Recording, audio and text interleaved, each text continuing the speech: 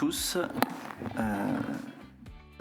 On va pas se représenter. Merci Lucie et Gaëtan pour l'invitation. Il faut que je me mette plus près, c'est ça? On peut pas les diviser, non? Ah, on peut pas les diviser.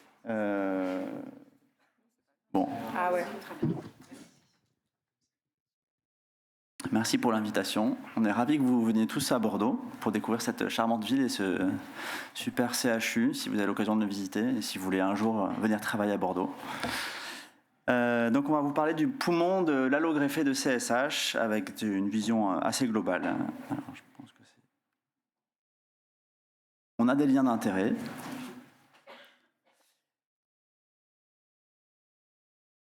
Un bref rappel, je ne vais pas vous faire l'affront de parler de l'allogreffe en détail, mais le parcours patient est quand même important dans la dynamique de la prise en charge des complications pulmonaires de l'allogreffé. Et donc un patient qui arrive à la greffe, il a des antécédents, un terrain, éventuellement un terrain de pathologie respiratoire chronique, d'autres complications, un terrain cardiovasculaire, et donc son hémopathie qui va rentrer en ligne de compte avec un parcours de soins qui va alimenter la réflexion dans les suites des complications qu'il peut présenter. Vous le savez, dans une allogreffe, il y a un conditionnement, une greffe, je ne vais pas rentrer dans le détail, et puis on va être amené à gérer un traitement immunosuppresseur. Pour peut-être les plus jeunes d'entre vous, je le reprécise, le traitement immunosuppresseur en post-allogreffe de CSH, il est de durée limitée, contrairement à la greffe d'organes où on a un traitement immunosuppresseur à vie. Là, on est sur une durée, on va dire, de 4 à 6 mois en standard, et il peut être confronté donc à la GVH aiguë ou chronique et à des infections. Et il est important, je pense, de rappeler un peu le tempo de la reconstitution immunitaire après l'allogreffe, puisque ça va alimenter les hypothèses diagnostiques, notamment sur le risque infectieux. Ce que l'on voit, c'est qu'il y a plusieurs vagues de récupération immunitaire qui vont dépendre des sous-populations lymphocytaires. Et sans rentrer dans le détail des différents lymphocytes que vous a présenté Anna tout à l'heure, il faut retenir que les premiers lymphocytes à récupérer, à reconstituer, ce sont les NK, suivis des lymphocytes TCD8 et des lymphocytes B, et que la récupération des lymphocytes TCD4 est beaucoup plus tardive. Je parle en valeur absolue, et comme vous le savez aussi, le nombre ne fait pas la qualité. Un taux d'anticorps normal après une allogreffe prend environ 12 à 18 mois. Donc tout ça, ça a un impact sur la phagocytose, sur l'immunité humorale et cellulaire, et ça rentre en ligne de compte dans les complications infectieuses. Et l'autre phénomène qui est très important dans la récupération immunitaire, c'est que la récupération lymphocytaire T va se faire par deux processus différents. Dans le greffon allogénique, il y a des lymphocytes T matures qui vont en partie, qui viennent du donneur et donc qui ont une mémoire immunitaire, et donc il y a une prolifération homéostatique périphérique qui permet l'expansion de ces clones lymphocytaires T mémoire. Et en parallèle, la CSH va suivre un embranchement de cellules précurseurs lymphoïdes, puis elle va aller dans le thymus avec la sélection positive puis négative pour laisser sortir des clones qui ont été éduqués, qui savent reconnaître le CMH et qui ne reconnaissent pas les auto-antigènes. Et ces deux vagues ont des cinétiques très différentes. Et enfin, il y a l'impact des traitements immunosuppresseurs dans la prévention d'un traitement de la GVH qui ont un impact sur notre fonction lymphocytaire. Donc brièvement, cette figure montre que les lymphocytes TCD4 en vert rejoignent une valeur normale parfois chez certains patients, mais pas avant 18 à 24 mois. Et vous voyez dans cette figure que c'est assez tardif. Et que les lymphocytes B peuvent récupérer pas avant 6 à 12 mois, comme je vous l'ai dit, pour avoir des valeurs numériques normales. Mais ce qui est intéressant, c'est qu'il y a une différence entre lymphocytes B mémoire et lymphocytes B naïfs, et que les mémoires, ils mettent beaucoup plus de temps. Ils sont en bas, c'est des 19+, 27+, et ils sont toujours en dessous de la valeur normale. Et ceci a un impact sur le risque infectieux, puisqu'on voit dans cette étude du groupe parisien que les patients qui ont une moins bonne reconstitution immunitaire lymphocytaire B font plus d'infections que ceux qui ont une reconstitution classique. Finalement, si on adresse la question des différents mécanismes d'infection, on va avoir trois grands mécanismes. C'est l'angio-invasion. Cette angio-invasion elle est favorisée par la rupture des barrières en lien avec la chimiothérapie, l'irradiation corporelle totale, voire la GVH. Les dispositifs vasculaires, évidemment, ont un rôle de par les brèches transcutanées qu'ils exercent. Et puis la pression antibiotique. Et tout ça peut participer à des infections à bactéries, à levure et à filamenteux. Il y a le mécanisme des réactivations qui sont en lien avec l'immunodépression chez ces patients qui sont fortement immunodéprimés, avec un impact sur l'immunité innée adaptative. Et cette reconstitution immunitaire, comme on l'a vu, elle peut être de tempo assez variable et qualitativement variable. Et tout ça va favoriser le risque infectieux à herpès virus, parasites et bactéries. Et enfin, les infections dites opportunistes qui, du fait du défaut de l'infection et de la reconstitution immunitaire par ce que j'ai dit, ce tempo et ces traitements immunosuppresseurs, différentes infections vont survenir. On citera donc le streptocoque, certains virus respiratoires et ces infections fongiques qui vont être un des points d'intérêt de notre présentation aujourd'hui. Donc tout ça est bien représenté dans cette vieille revue, mais qui est toujours d'actualité, puisque ces risques infectieux en fonction des pathogènes vont être différents selon les phases post-greffe, avec une première phase qui est l'aplasie, puis la prise de greffe, où le risque est dominé par les infections bactériennes, APGN, coccigram+, les infections qui vont être parfois à point de départ gastro-intestinal. Certains virus de la famille des herpès, mais c'est quand même rare avec les prophylaxies actuelles. Et puis les levures, puis les filamenteux. Et puis dans la deuxième phase, après la prise de greffe, ça va être vraiment le risque viral, CMV, EBV, et la pneumocystose et l'aspergillus chez les patients allogreffés. Et puis de façon tardive, c'est légèrement encapsulé, et les herpès virus comme la varicelle qui peut se réactiver. Alors, pour ce qui concerne, merci, les infections respiratoires, donc elles vont être d'étiologie multiple. Si on fait une petite liste des différents pathogènes, sur le plan bactérien, on va avoir toujours le pneumocoque, qui est quand même toujours le pathogène à couvrir, mais également le staph, les nocardia et les actinomycoses. Il faudra penser aux mycobactéries sur des présentations un peu atypiques et un peu torpides. Pour les infections fongiques, on va y revenir. On va être essentiellement sur des infections à filamenteux, mais également des pneumocystoses dont on va reparler. Et pour ce qui est des virus, il va y avoir les virus respiratoires essentiellement communautaires, mais également les virus systémiques qui vont être responsables de pneumonie. Et il va falloir différencier les deux avec des présentations cliniques et radiologiques qui vont être un petit peu différentes, mais pas spécifiques, on va le revoir. Alors en effet, clairement, on peut avoir une pneumonie avec des micronodules, des condensations, des lignes septales, que du verre dépoli.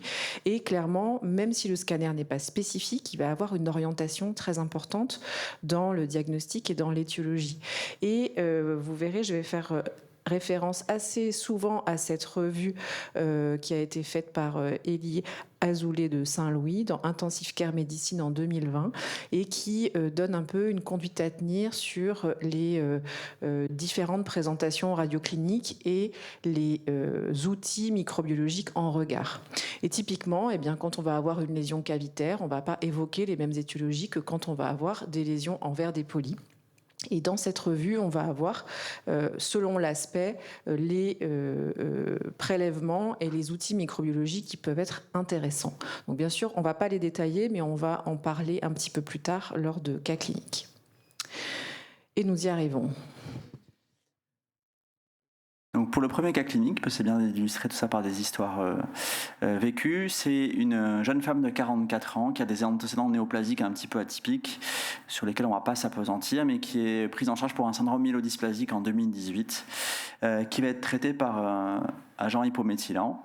Et 2 ans après, comme on le voit souvent chez ces patients qui ont une maladie qui est mal contrôlée, vous le savez, dans la myélodysplasie, il y a souvent une pathologie donc, qualitative aussi de la production de cellules matures.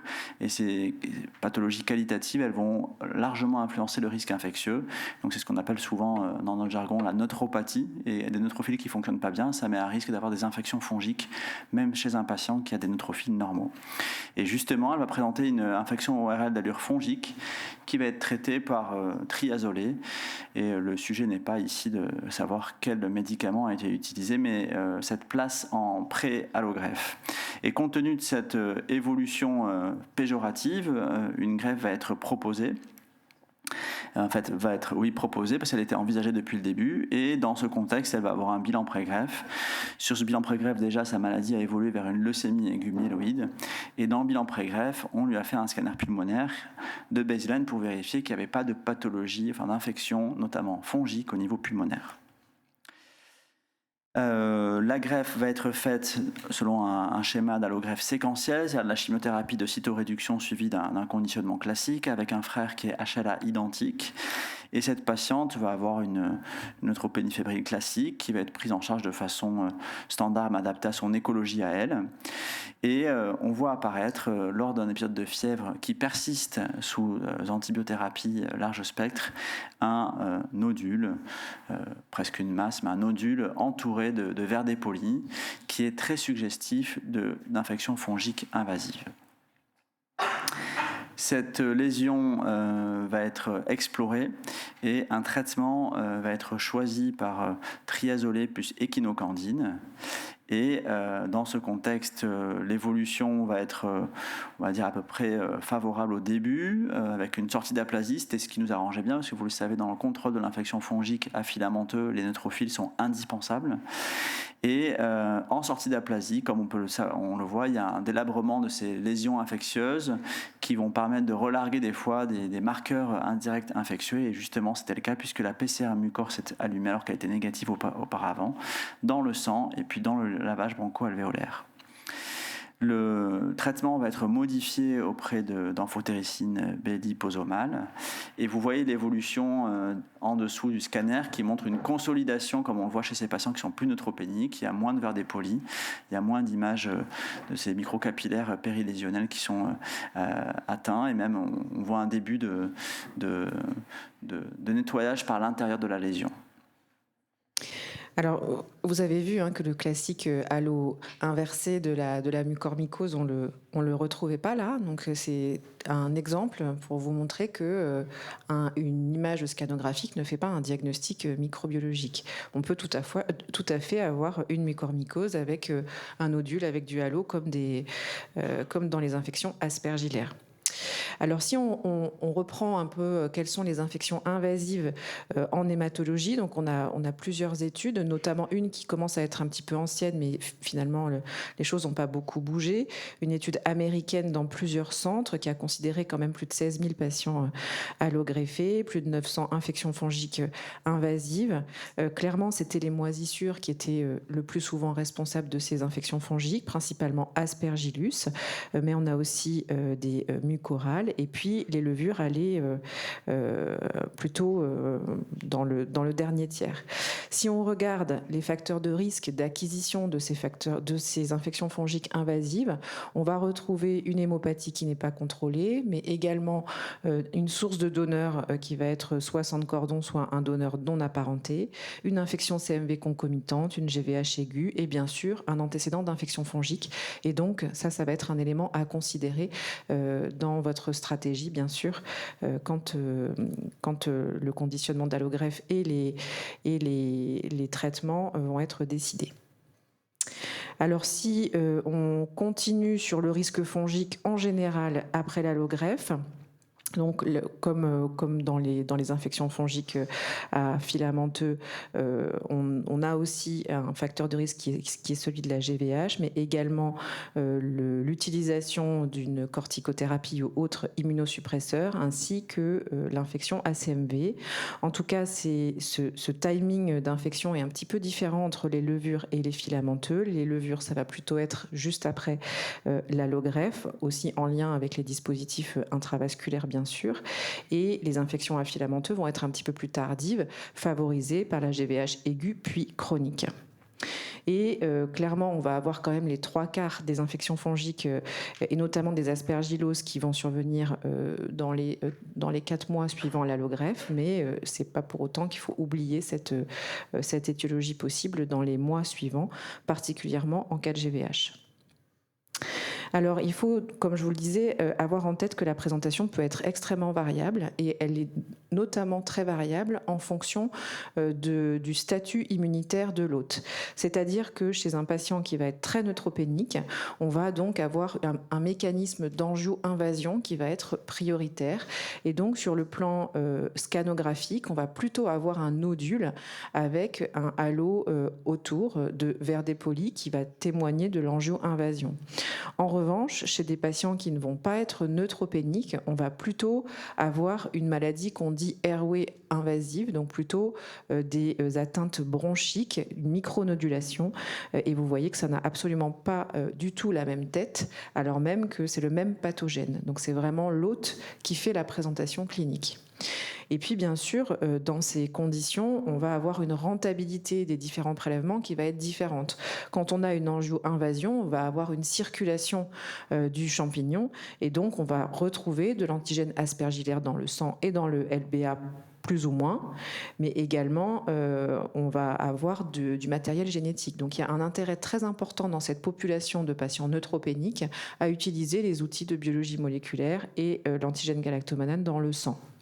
Il faut faire attention, c'est pas parce que vous avez une PCR Aspergillus ou un antigène galactomannan qui est positif dans le sang qu'il faut partir bille en tête sur exclusivement de l'Aspergillus, puisque dans les différentes séries, on a quand même plus de 25% de co-infection.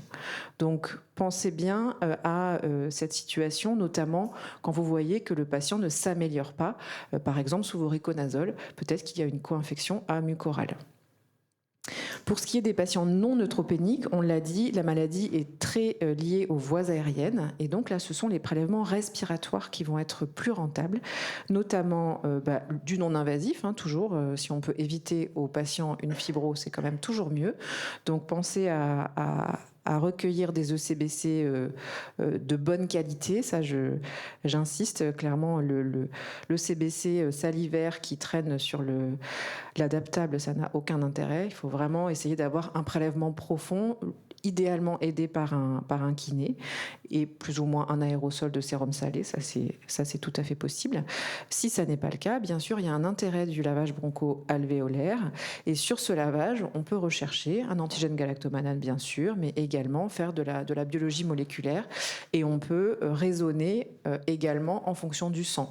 Donc vous allez avoir différents outils dans différents prélèvements qui vont être plus ou moins adaptés aux situations. Pour ce qui est de la pneumocystose, on voulait quand même vous en parler parce que c'est quand même un vrai sujet chez des patients pour lesquels on a soit arrêté la prophylaxie parce qu'elle n'est pas recommandée pendant toute la durée post-allogreffe, soit qui sont sous atovacone. J'attire votre attention sur l'absorption de l'atovacone qui est extrêmement liée à la présence de graisse concomitante. C'est-à-dire que si le patient prend son atovacone, qui est quand même déjà de base pas très agréable, tout seul, à jeun, il y a de fortes chances pour qu'il soit absolument pas protégé contre la pneumocystose. Et c'est ce que nous montre cette étude, qui sont les cas de pneumocystose survenus tardivement, et donc sous atovacone, j'espère ne pas me tromper, ce sont les points verts. Donc, autant chez des patients qui prennent bien leur Bactrim, on a peu de pneumocystose. Autant chez des patients qui prennent bien leur atovacone, déjà c'est moins fréquent parce que c'est vraiment mauvais, et qui la prennent parfois pas comme il faut, on en a. Donc il faut y penser, même chez un patient qui est sous prophylaxie. Les facteurs associés, ça va être l'absence de prophylaxie ou un sous-dosage, une GVH, une corticothérapie, donc finalement les mêmes que les infections fongiques à filamenteux. Et puis on va passer au cas clinique numéro 2. Donc le deuxième cas clinique, c'est une autre histoire de leucémie. Une jeune femme de 43 ans qui a 2 enfants en bas âge, qui n'est pas fumeuse et qui a un antécédent d'asthme allergique. Elle a été prise en charge pour une LAM de risque intermédiaire, traitement intensif classique 3+7 et des consolidations. Et toute cette première partie de traitement s'est très bien passée sans complications majeures. Il est envisagé chez elle de façon standard une allogreffe à conditionnement myélo-ablatif à partir d'un donneur non apparenté, HLA 10/10, et une prophylaxie de la GVH qui comporte du sérum antilymphocytaire, de la cyclosporine, du méthotrexate. Jusque-là, c'est vraiment la greffe qu'on fait depuis 40 ans, pas d'originalité.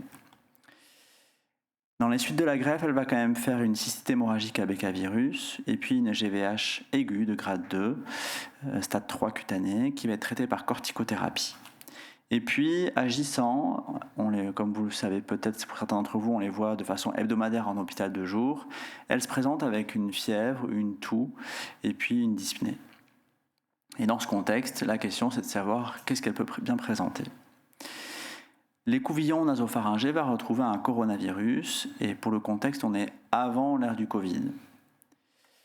Donc ça nous permet de rappeler que la question des pneumopathies à virus respiratoire communautaire est une problématique fréquente chez les patients immunodéprimés allogreffés, et que la stratégie diagnostique va s'appuyer sur différents examens qui, comme un petit peu dans les infections fongiques invasives, vont permettre de faire un diagnostic de probabilité pour savoir si on est sur une infection des voies aériennes supérieures hautes ou basses et le risque de progression, et que la stratégie peut s'aider donc différents examens, la clinique, les écouvillons, éventuellement, pas éventuellement, mais souvent on s'aide du scanner et puis éventuellement par contre du lavage broncho-alvéolaire qui n'est pas systématiquement fait et pas systématiquement nécessaire, mais qui peut être utile pour ce que disait tout à l'heure Elodie, les co-infections.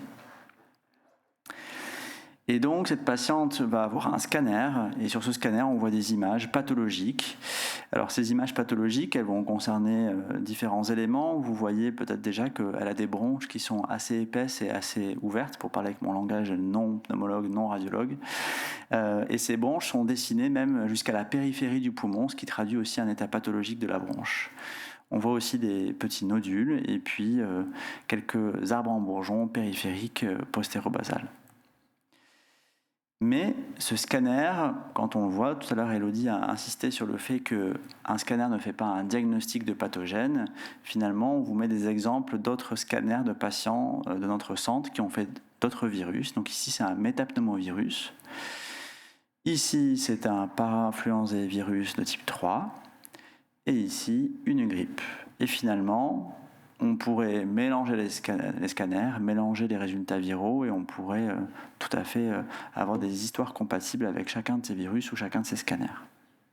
Donc le scanner est important pour définir l'infection des voies aériennes basses et éventuellement du parenchyme pulmonaire et éventuellement suggérer des co-infections et adresser les diagnostics différentiels, mais ce n'est pas spécifique du pathogène.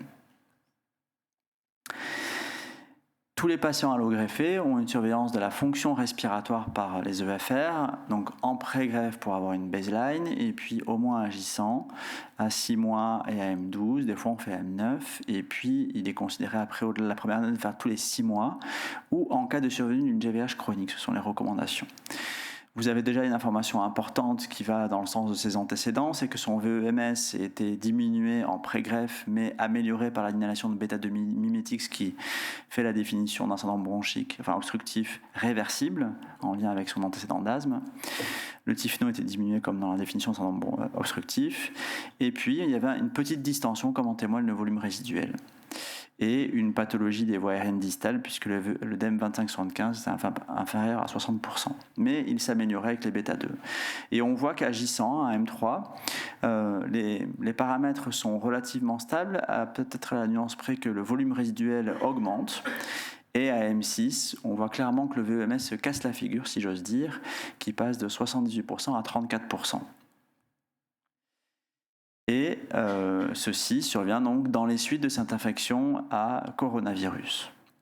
Mais en fait, la séquence va être malheureusement assez désastreuse, puisque 6 mois après, elle fait la rhinorrhée et la toux qui permettent de documenter un adénovirus, puis à M11, un VRS, et puis un mois après, la grippe.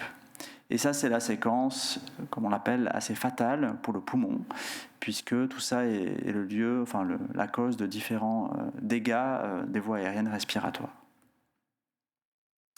Alors, il est important de faire un diagnostic virologique parce que dans certains cas, on peut recommander des traitements antiviraux pour certains agents pathogènes. Ce n'est pas le cas de tous. Le niveau de preuve n'est pas d'excellente qualité, mais des fois, on a quand même l'impression qu'on améliore les patients. Et dans ces séquences microbiologiques assez soutenues, comme chez cette patiente, on a quand même envie d'être proactif. La plupart de ces traitements étant bien tolérés, sauf la ribavirine, qui à une certaine époque était quand même privilégiée de façon inhalée, mais qui est très peu utilisée dans ces modalités, compte tenu du risque tératogène pour les personnels soignants. Donc on recommande l'oseltamivir, je dirais que c'est peut-être celui qui a le niveau de preuve qui est quand même pas trop mal pour les virus respiratoires communautaires, avec des indications de l'acide qui sont très très claires à suivre. La ribavirine pour le para-influenzé et pour le métapneumovirus, ça se discute, et pour le VRS, mais je pense qu'Elodie fera peut-être en conclusion un petit mot d'actualité sur les outils thérapeutiques dont on dispose maintenant.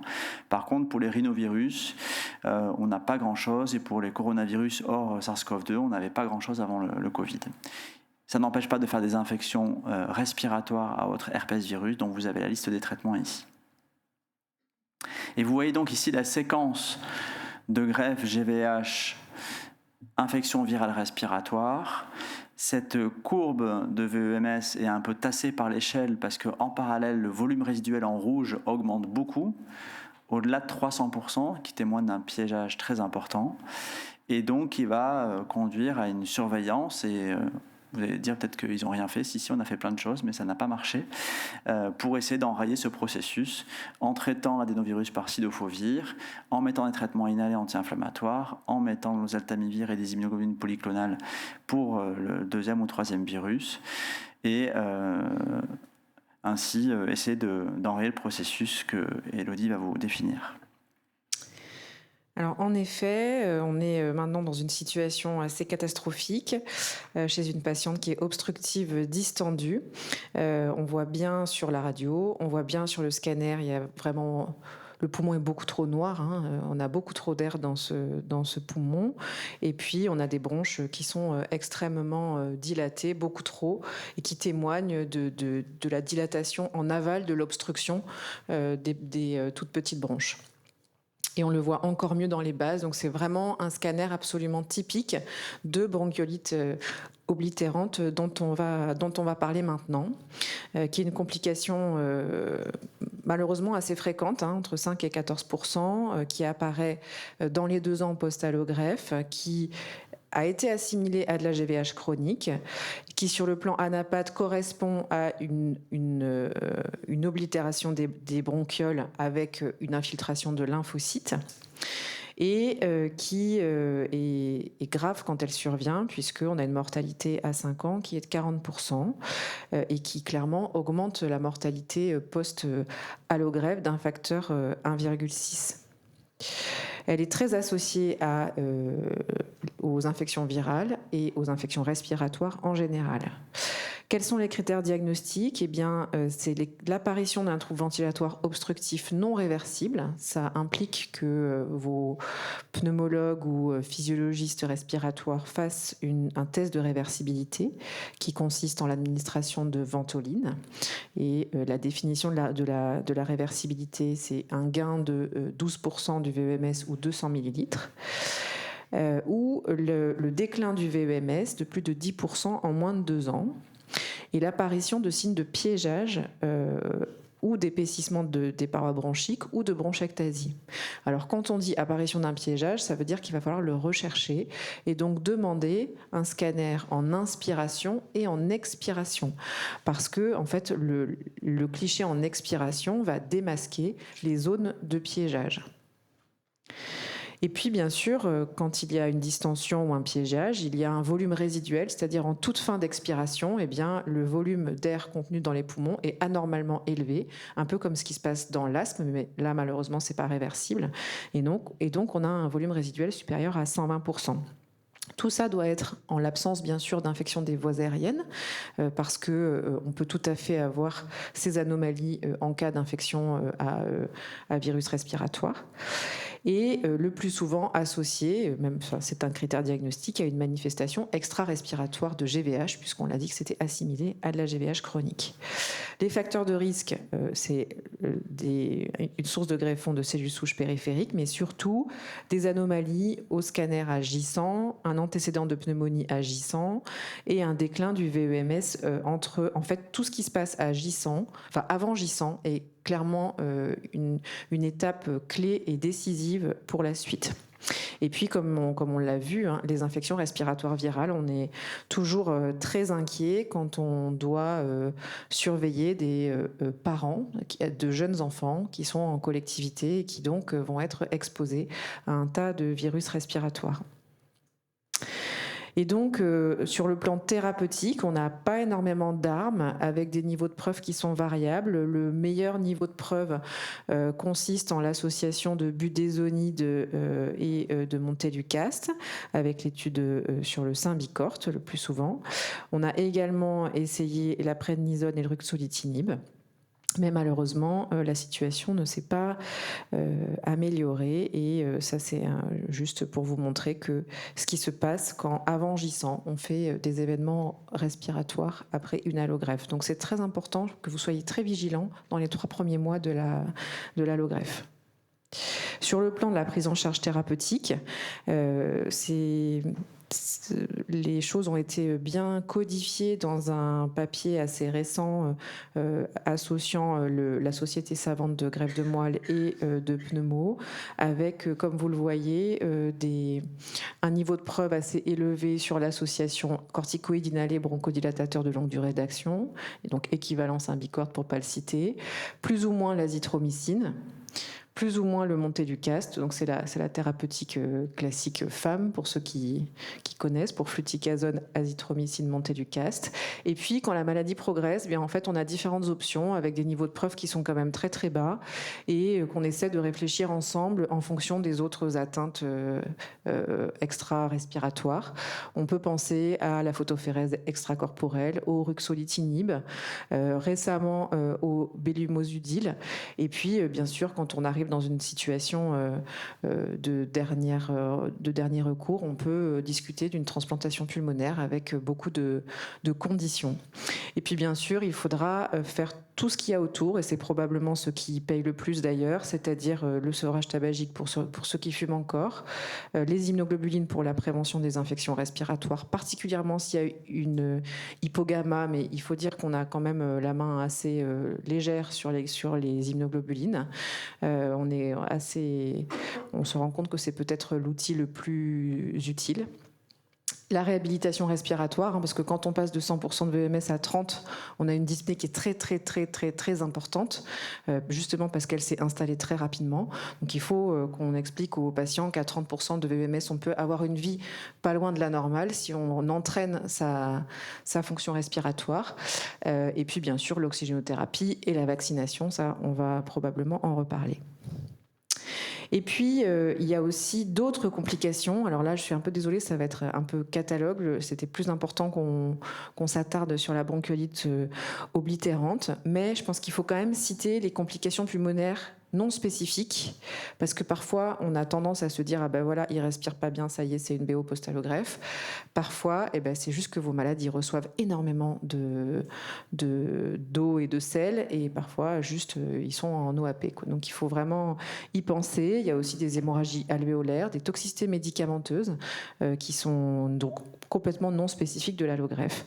Et par exemple, ce scanner où on pourrait dire ah bah tiens, c'est une grippe. Oui, c'est vrai, ça pourrait tout à fait être une grippe. En l'occurrence, c'était un OAP.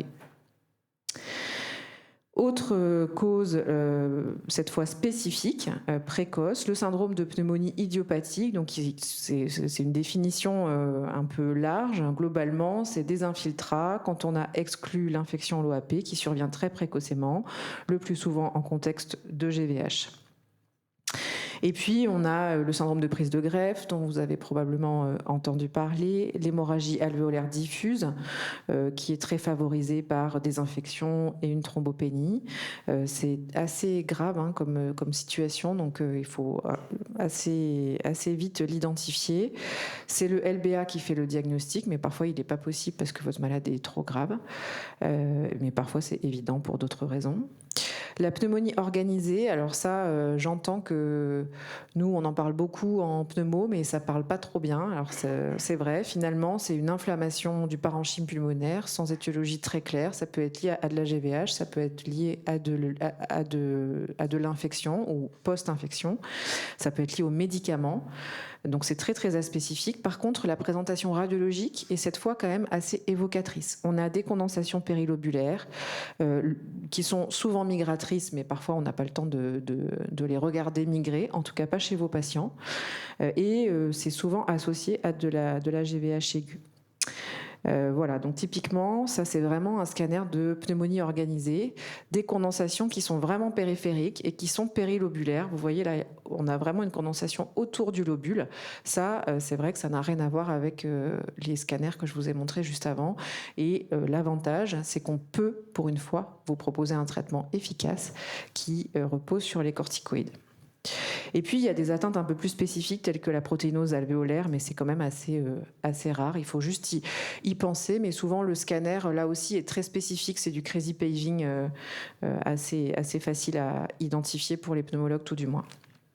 Et pour ce qui est des complications tardives, donc on a parlé de la BO post-allogreffe, il y a aussi des atteintes du parenchyme pulmonaire. Donc là aussi des pneumonies organisées, ça c'est tout à fait typique, le plus souvent en association avec de la GVH. Mais on a aussi tout notre panel de pneumopathie interstitielle diffuse avec des acronymes qui ne vont pas vous parler, mais qui nous parlent parce que les présentations radiologiques et les évolutions sont différentes. Donc ça peut aller de la pneumopathie interstitielle non spécifique, de la pneumopathie interstitielle lymphoïde. Tout du moins, on a l'apparition d'un trouble ventilatoire restrictif. Parfois, il y a de l'auto-immunité qui est associée, qui peut être évocatrice et qui nous aide pour choisir les différents traitements. Et là aussi, les facteurs de risque sont les événements post-allogreffe précoce. Et pour vous montrer un autre exemple, non là c'est plutôt, alors il y a une association ici sur ce scanner de NSIP qui est une pneumopathie interstitielle non spécifique qui associe du verre dépoli, des réticulations qu'on voit ici, qui commence à être fibrosante parce qu'on voit une bronchectasie de traction. Et il y a aussi des images de pneumonie organisée comme cette condensation périlobulaire qu'on voit ici. C'est assez souvent associé à un pattern de NSIP et de pneumonie organisée. Et puis, on a une complication qui est assez redoutable, qui s'appelle la fibroélastose pleuroparenchymateuse, qui est en fait une fibrose rétractile des sommets chez des patients qui, petit à petit, en fait, vont perdre de la capacité respiratoire, qui vont passer de 5 litres à 4 litres, à 3 litres, et puis forcément, à un moment, ça devient très difficile. Le diagnostic de certitude, bien sûr, c'est sur l'anapathe. Mais on fait rarement des biopsies chez des patients qui sont quand même assez graves. Donc quand on a le diagnostic anapathe, c'est le plus souvent sur des explants, sur des patients qu'on va transplanter. C'est tout à fait possible avec tout de même des résultats qui sont un peu moins bons que dans les autres indications de transplantation pulmonaire. Sur le scanner, on l'évoque quand on a ces condensations sous-pleurales rétractiles. Là, vous voyez que les lobes supérieurs sont clairement beaucoup trop petits par rapport à la normale et les îles vont être ascensionnées. Et puis bien sûr, on va avoir des maladies vasculaires pulmonaires, on va avoir des épanchements pleuraux. Donc il faut retenir que tous les compartiments du poumon peuvent être impliqués, que ce soit la bronche, le parenchyme, la plèvre ou les vaisseaux pulmonaires. Et pour terminer, alors bien sûr, ça c'est juste une petite aide que l'équipe de Saint-Louis, notamment Anne Bergeron et Louise Bondel ont proposé pour les non-pneumologues. Comment essayer de se sortir d'apparition de symptômes respiratoires à gauche, à droite, pardon, ou d'une altération spirométrique. Et elles ont proposé un arbre décisionnel où, bien sûr, le scanner a toute sa place tout le temps, mais également l'analyse et l'interprétation des EFR. Et puis, je pense qu'en fait, ce qui est très important, c'est de discuter tous ensemble parce que la situation et les hypothèses diagnostiques vont être différentes selon ce qui va se passer aussi sur le plan hématologique. Et c'est vrai que nous, on se trouve très enrichi régulièrement de nos consultations communes et je pense que ça bénéficie nettement aux patients. Donc pour conclure, on vous a montré que les infections respiratoires étaient fréquentes et graves dans cette situation d'origine très diverse. Elles peuvent être communautaires mais également nosocomiales bien sûr. Ces infections ont la particularité d'être associées fortement au développement de complications pulmonaires non infectieuses, particulièrement la bronchiolite oblitérante qui a quand même un pronostic parfois catastrophique. Les compartiments, je vous l'ai déjà dit. Et puis, écoutez, je pense que je vous remercie de votre attention.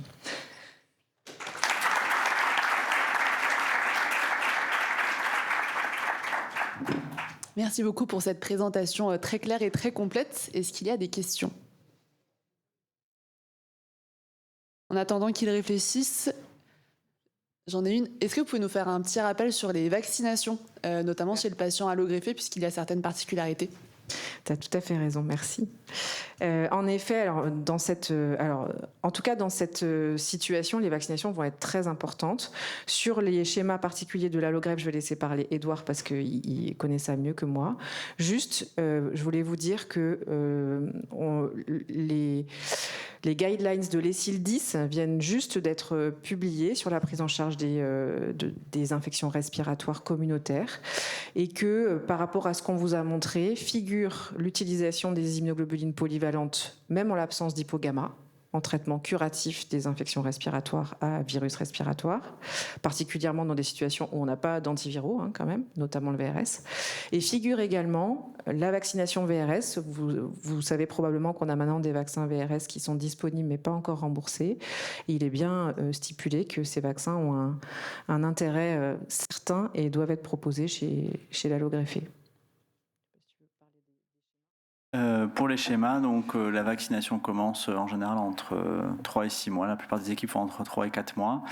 Même si certaines équipes retardent la vaccination par un traitement par corticoïde pour une GVH, il n'y a pas de choses qui le sous-tendent. Et en fait, on sait que ces patients répondent moins bien à la vaccination, mais il y a quand même un intérêt à faire un planning comme il était préétabli. Donc il y aura une vaccination par un vaccin hexavalent, donc DTP coq, HIB, VHB, et une vaccination pneumocoque. Pour ces deux vaccins, le schéma il est assez calqué l'un sur l'autre, c'est-à-dire M0, M1, M2, en partant du début de la vaccination, donc pas par rapport à la greffe, puis un rappel à 1 an, puis après tous les 3 à 5 ans. Donc il y a toute la question du Prevnar 20 qui est maintenant sortie, puisque les recommandations historiques de l'ESIL, c'était 3 Prevnar 13 complétés par un pneumovax à 23 valences. Et il y a un projet de la SHMTC avec le groupe infectieux de faire un PHRC si possible sur l'interrogation du Prevnar 20. 3 doses, et éventuellement rebooster à 1 an. C'est des choses qui ne sont pas évaluées, on a besoin de ces données-là. Donc ça, c'est pour les vaccins classiques. On vaccine aussi contre maintenant le VZV, enfin contre le Zona, avec aucun niveau de preuve chez le patient allogreffé. Et puis la grippe tous les automnes, et encore le SARS-CoV-2 est recommandé.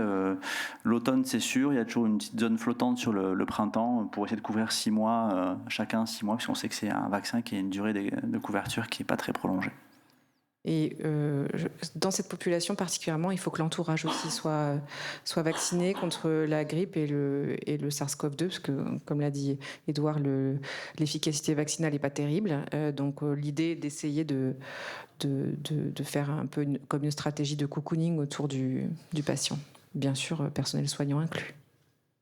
Et là, on a fait les infections respiratoires. Il y a aussi dans les recommandations vaccin HPV, il y a le vaccin méningocoque, qui finalement, on a une ordonnance à 20 injections, ce qui n'est pas toujours facile à vendre aux patients. Merci beaucoup pour cette présentation. J'avais 2 questions. On parlait tout à l'heure du crachat de bonne qualité.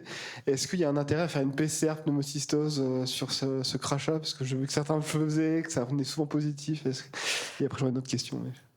Ben écoute, à Bordeaux, on est en train de faire une étude sur le lavage pharyngé, sur l'oral wash, dans le diagnostic de pneumocystose, parce qu'en effet, dans les recommandations de diagnostic de la pneumocystose, apparaît bien sûr le LBA, l'aspiration bronchique, donc des prélèvements quand même invasifs, mais également le crachat, l'expectoration induite, c'est-à-dire après aérosol de sérum salé hypertonique, ou le lavage oropharyngé. Pour autant, en termes de performance diagnostique de cette PCR, on a des données chez le VIH, on en a un peu moins chez le non-VIH. Clairement, l'expectoration induite, il y a un intérêt, mais parfois le patient crache pas, et c'est d'ailleurs dans la pneumocystose, c'est plus souvent une toux sèche. Et c'est vrai que sur l'oral wash, qui est en fait un gargarisme, c'est-à-dire que le patient prend 20 cc de sérum phi, se gargarise avec, crache dans le pot, et les mycos peuvent faire une PCR sur ce prélèvement. Ce qu'il faut savoir, c'est qu'il y a une charge fongique qui est inversement, qui est maximale dans le LBA et qui diminue ensuite. Donc l'hypothèse, c'est de se dire que si on en trouve dans l'oropharynx, on a de fortes probabilités pour que ce soit une pneumocystose, et c'est ce que les premières données de notre étude montrent. C'est ce qui avait déjà été suggéré par d'autres études. Donc en effet, il y a un intérêt important, en tout cas chez des patients qui sont un peu limites sur le plan respiratoire, à faire un oral wash. Si vous avez une suspicion clinique, radiologique et un oral wash positif, c'est sûr que le patient sous 4 litres, on ne va peut-être pas lui infliger un LBA, en effet. Merci. Et l'autre question que j'avais sur sur les complications post-allogreffe avec la forme de GVH pulmonaire obstructive dont vous parlez, il y avait des études sur l'azithromycine en préventif. Est-ce qu'on a, je sais qu'il y a eu une grosse alerte sur le risque de rechute hémato, est-ce qu'on a plus de données là-dessus? Tout à fait, vaste sujet. Donc, en effet, l'étude Allozitro a montré que l'azithromycine qui était donnée dans cette étude en préventif était associée à un risque de rechute hématologique plus important.